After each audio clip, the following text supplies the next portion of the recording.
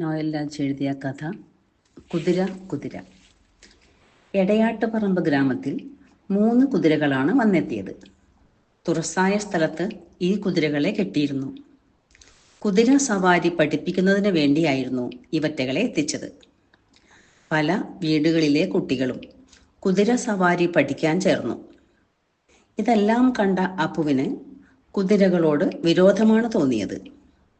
അവൻ ദിവസവും കുതിരകളെ വീക്ഷിച്ചുകൊണ്ടിരുന്നു.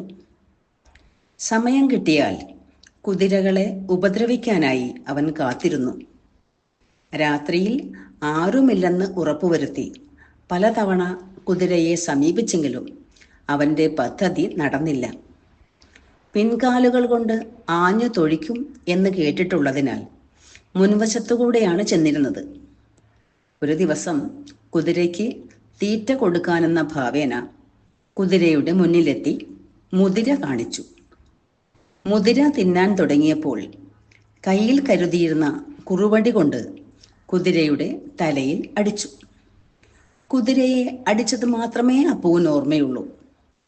ഉടനെ തന്നെ കുതിര അപ്പുവിൻ്റെ കൈകളിൽ ആഞ്ഞു കടിച്ചു.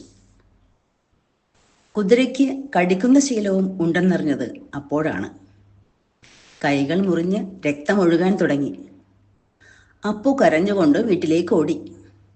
അമ്മ അവൻ്റെ മുറിവുകളിൽ മരുന്ന് വെച്ച് കെട്ടിക്കൊടുത്തു.